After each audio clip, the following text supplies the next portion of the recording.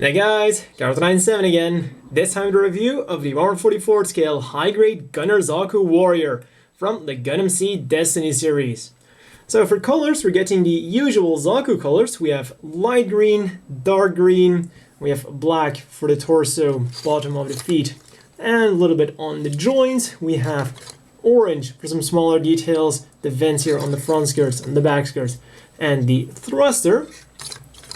And then finally, we also have some white for the vents here on his torso, and then also on the sides of his legs. So overall, the colors for the Zaku itself are really nice, though I have to say one thing, and that is that this light mint green does seem to be slightly too light. It would have been better if they had a darker shade of green, more like a normal green. That would have been better, because it doesn't really seem to be that accurate when you look at the anime or when you look at art for this machine. Other than that, the colors, well, the color separation is almost spot on.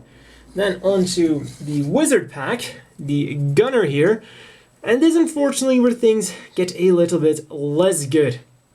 As you can see, it's almost entirely molded in this, well, purple gray or gray purple, and then we have the same black as with the Zaku here for the, well, attachment rack. Stickers then, unfortunately, they don't really do a whole lot to add to the wizard pack. We get two red ones here on the sides.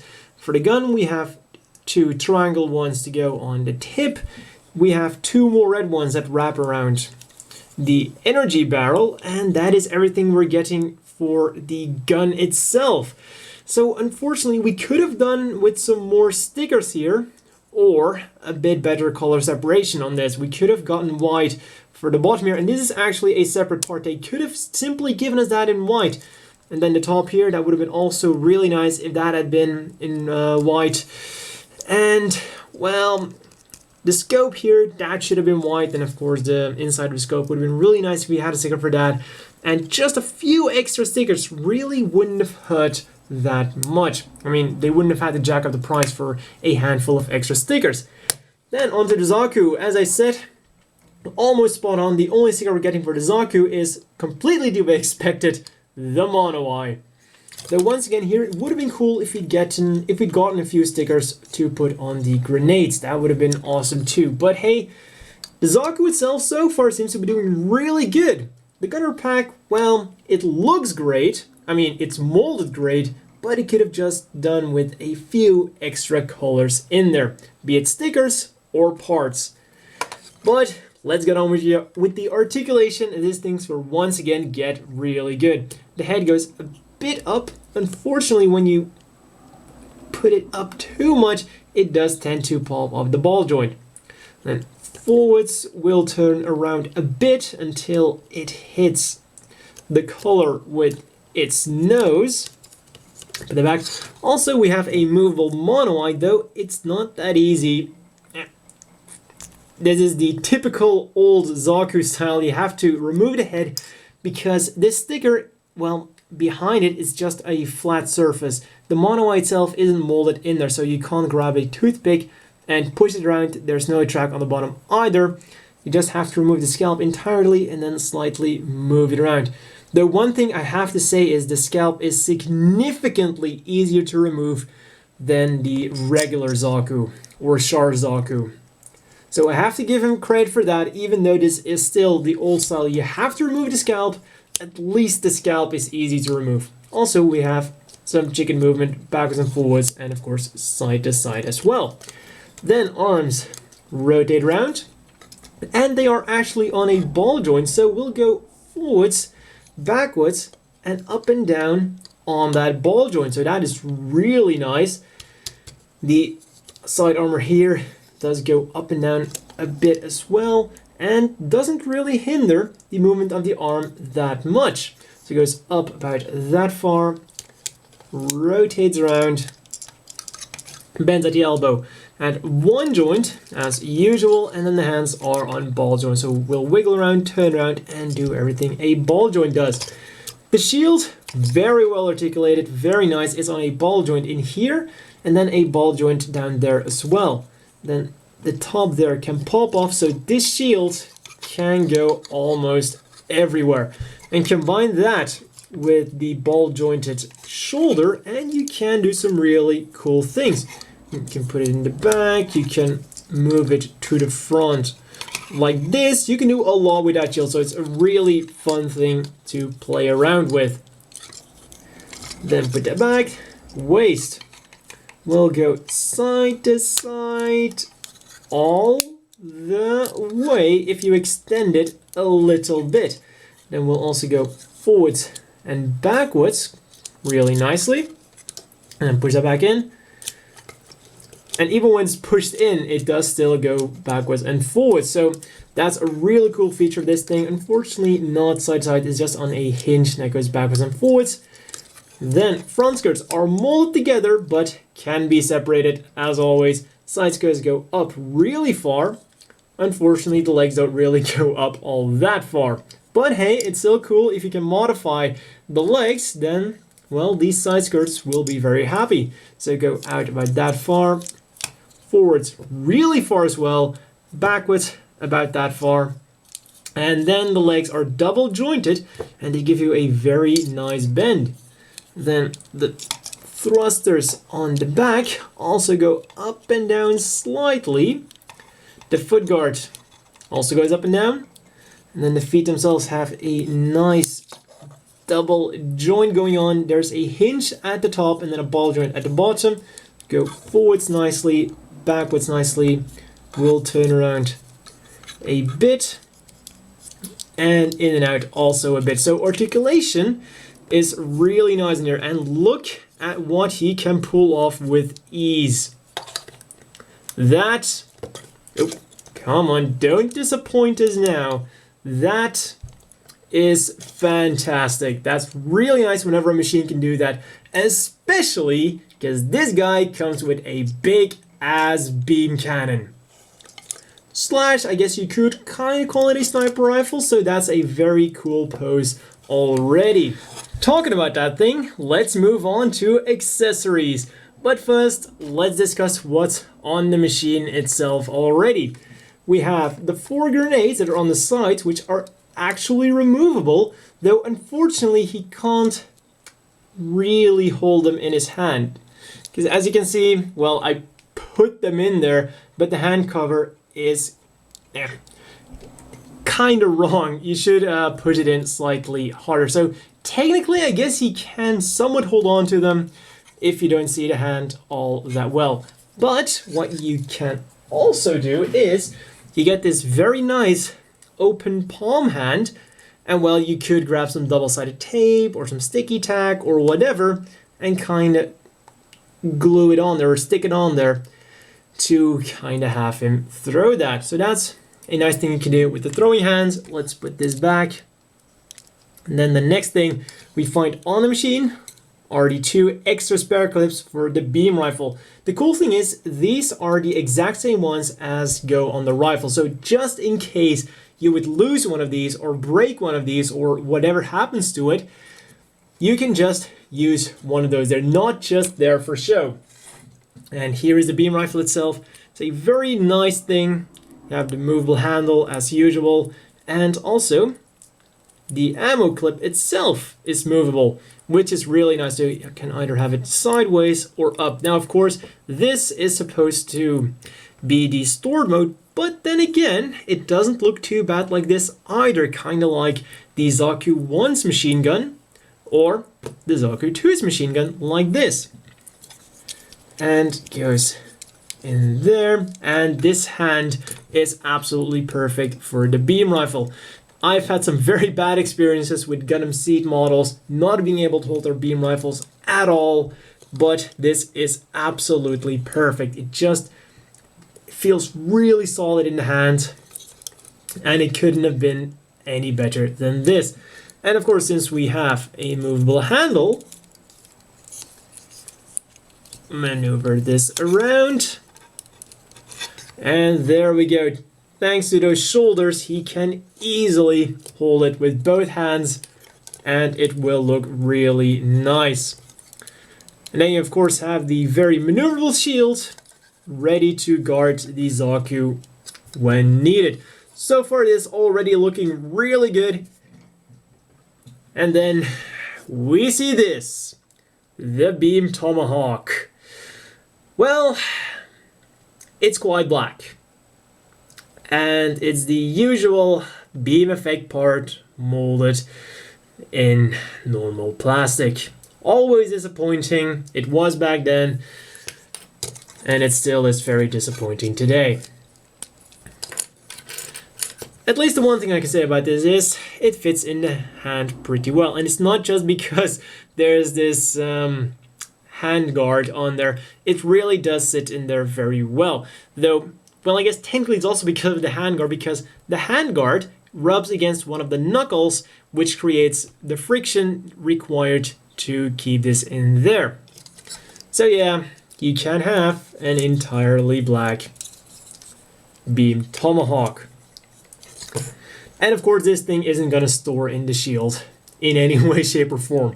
Because, well, all of my respects would go out to Bandai if they somehow found a way to store this thing in there, keep the proportions intact, and, well, keep it in there and find an easy way to get it out there in 1/144 scale.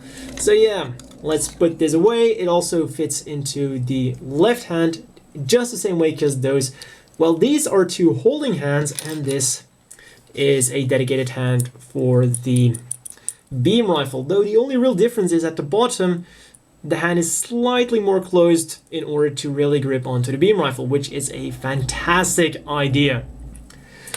Then let's put this away and finally have a good in-depth look of our gunner wizard here. First things first, fits onto the machine absolutely perfect, really solid fit. And it doesn't really screw around with the articulation at all. That's very good. Also very important, not too back heavy. The Zaku can easily remain standing with that backpack, and he's even leaning a bit to the back and still no problem standing at all. So that's really good. And now, why are we not going to use the Beam Tomahawk? Well, we're going to use that hand to put it on the gunner Zaku. So put that on there, and we have some very good movement going on here. We have out you come. It's on a joint here, one here, and here. In the middle of this connection arm will also go in and out a bit. Simply bring it out, collapse the stock and the barrel, and there we go. Just put it forward to make sure that the wire is underneath the arm. Out you come. Come on, side skirt, work with me. The only unfortunate thing is that unlike the 1/100 scale, the handle doesn't move, and that really would have helped with the posing of this thing. As you can see, the arm is kind of sideways, so it would have really helped if you could put the handle sideways as well, just as the 1/100 scale did. But as you can see, sits in there really nicely, and thanks to that little hinge there and the joints the gun is connected with, you can still put it in quite a few poses, quite a lot actually. And that's still not all, because we have, just like the beam rifle, an extra handle, and once again thanks to those fantastic shoulders, he can hold on to that with ease. Though there's one reason why you're probably not going to want to do that, and that is, once again, grab the beam rifle, remove that, and simply put it in the left holding hand.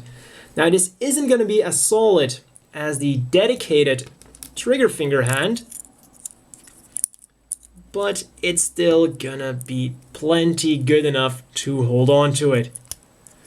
Just put it on there, and there we go. And that is why I said that you're probably not gonna use the Black Beam Tomahawk anyways. Also, in case anyone's wondering, this thing is not articulated in any way, so this spike thing at the end doesn't move either like the 100 scale does. And that does look pretty damn intimidating. The one final thing you can also do is say, well, you don't want to use the beam rifle, or you want to put it away. There's a peg here. Then, put that back on there. Simply put this to the side. And what's really cool is you slide this down to reveal a hole, and then you simply peg it in there if the gun isn't going to be in the way. Oh, then you simply... come on, stay down. So yeah, that's the only problem here. The magazine does kind of lock into place when it's on top, but when you want to put it to the side, it doesn't really lock, even without the hand in the way. It just kind of hangs on there. Come on, gotta aim there. Well, that worked better on paper. Well, it turns out that the beam rifle will only mount on the back with the gunner attached if the body is slightly turned around. However, do rest assured that if you don't have the wizard pack attached and you just have the Zaku normal, then it will go on there without any problems at all, which is what I tried. And I just kind of assumed that Bandai would have been smart enough to make sure that the wizard pack wouldn't have gone in the way of mounting this thing on there, which apparently it does. So yeah, if you're gonna have the Gunner Zaku, then you might as well go in all guns blazing, or put him in a sniper pose with the body slightly turned. As always, the inevitable question is, do you want to buy this? And well, for 1,300 yen, this is a pretty good kit. And honestly, I was surprised by how well this turned out. I wasn't really expecting anything from this machine, but it pleasantly surprised me. For starters, we're getting a very solid base model with the Zaku itself.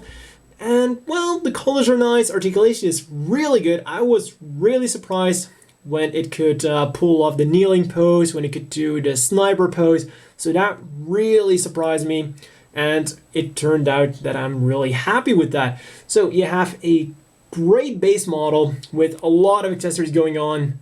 You have the wizard pack, the gunner wizard pack, you have the beam rifle, you have the beam tomahawk, which, well, forget about that. You have the shield, which is really nice, really well articulated. So all of that really makes for a nice bundle for 1,300 yen. And let's not forget to take compatibility with all of the other wizard packs into account. You can even slap on the Kerberos Baku heads on there. So that's really good.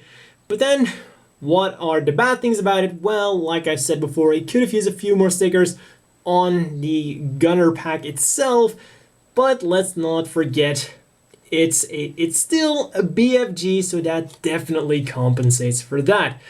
Then one thing I haven't mentioned yet are the spikes on the shield. They're just way too stubby and short. Now, I don't mind that the spikes are rounded on top and that they're not really that sharp, but these really should have been longer. This kind of screams, hey, this is a toy rather than this is a weapon. And I guess you could say, well, it prevents little kids from poking their eyes out, but I think you have bigger things to worry about, quite literally.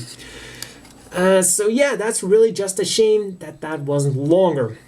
But other than that, this is a very good thing to get. And if you don't really mind giving this a bit of paint, if you don't mind the spikes here, even though there was a resin kit that gives you longer spikes, well, if you don't mind all of that, then this is definitely going to be a kit you like. Don't forget, it's got a BFG. That counts for something. The one final thing I have to mention is, don't forget that there is a 100 scale out there of this guy. It is hard to find at the moment of this review. It's fetching quite a price on eBay, like about twice the normal retail price in Japanese yen. And none of the stores seem to carry it. It's been discontinued in some stores. In other stores, it's just been out of stock for a very long time.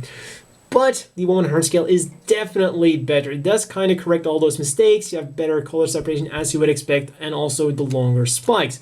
But if you want to go for the 1/144 scale, absolutely recommend it. And for a Gundam Seed Destiny model, I am very, very pleased with how this turned out, and also kind of surprised.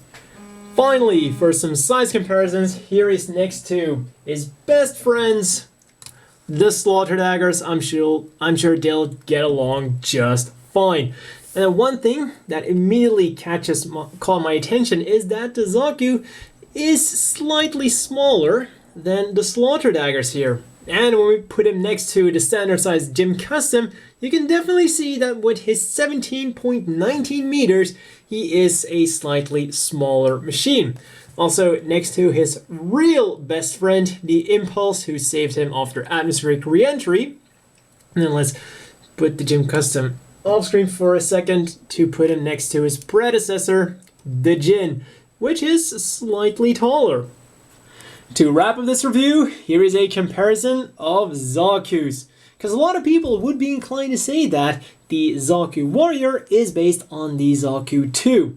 Now, me personally, I think that the Zaku Warrior is much more based on the Hyzak. Mainly because, well, he also has these very distinct thrusters on the sides of his legs. The kneecaps are also much more like the Hyzaks.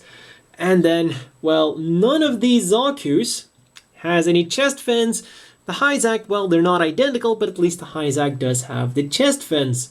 So, overall, I'm more inclined to go with the Hyzak rather than any of the Zakus.